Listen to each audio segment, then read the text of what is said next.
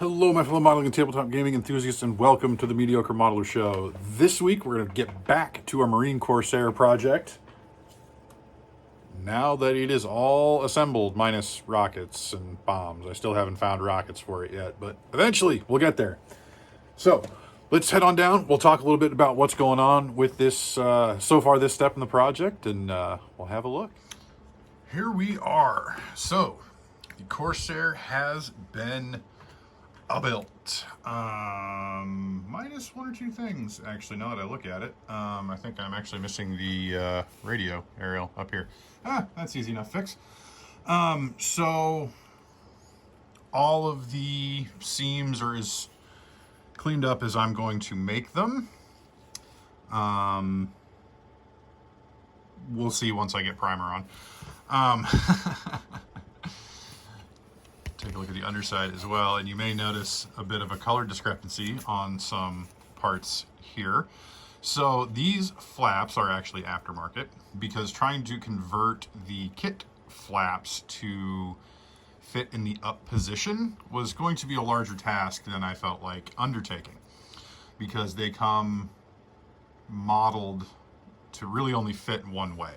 So I ordered a set of replacement flaps from a company called Ultracast, which, if you're familiar with scale aircraft modeling especially, but a lot of figure modeling, Ultracast is a company up in Ontario, Canada, that specializes in aftermarket sort of, not necessarily conversion parts, but conversion parts and detail parts for model aircraft.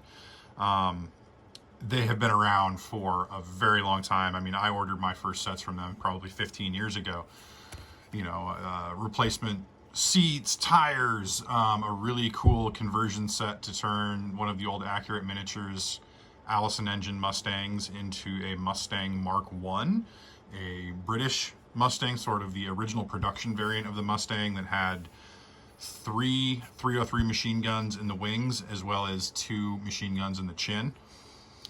But yeah, so they make all kinds of awesome stuff like that, and they sell a lot of other stuff from other companies as well, and a lot of decals. They have a lot of discontinued decal sets as well.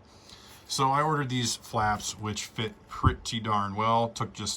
I just had to snip a few little things to get them to fit. Gotta love that inverted gull wing, but you can see how well they fit in there. How well they, they're not perfectly lined up, because it comes in 2 pieces. So you've got this flap and then these 2 here, because it's actually set, it's 3 flaps, but these 2 are modeled together. And you can see just how well they kind of fit in there with the existing kit.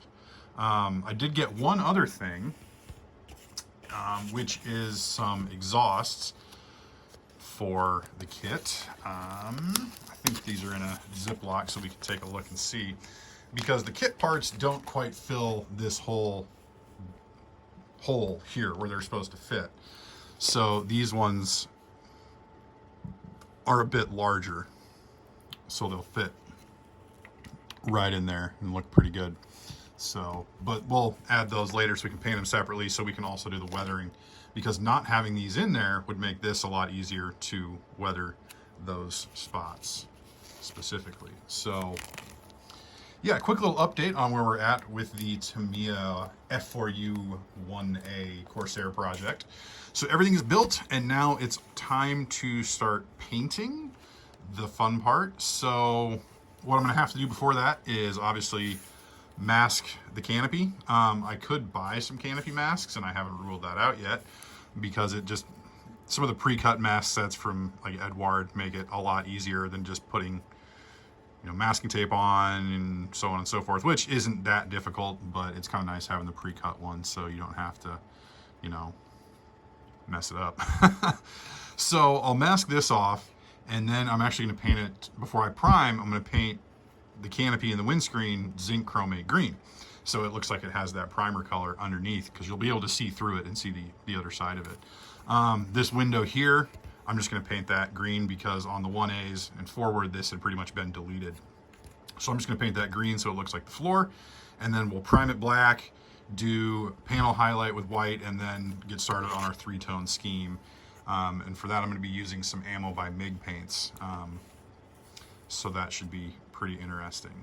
I think what the last Corsair I did was also a 3-tone, but I think I used a mix of Vallejo and possibly some MIG colors. I can't remember exactly. No, I think I used Hataka because I have a 4-color Hataka set, but I wanted to use MIG. I wanted to get some MIG and try that. So here we are now. So next step, like I said, is going to be to mask the canopy and windscreen. Also need to mask this area here so we don't overpaint the engine, but that's pretty easy to do. And then we'll get to painting. So once that's all done and we're ready to get painting, we'll come back for the next installment. All right, now one of my most favorite parts of any model project is masking clear parts. So we'll go ahead, get all that done, and then get back in our next installment ready for paint. And we'll go all through the painting process. So yeah, we'll see how long that takes. It might be a little while before we get all that done, but we'll get there. Don't worry. So thanks very much, folks, for watching. As always, I really appreciate it. If you feel so inclined, please like, comment, and subscribe. You can also check out my social media links in the description below, as well as my official Warlord Games affiliate link.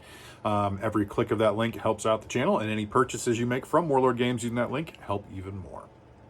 So thank you very much, folks, for watching. And as always, may your paints be thin, your brushes be pointy, and your dice be hot.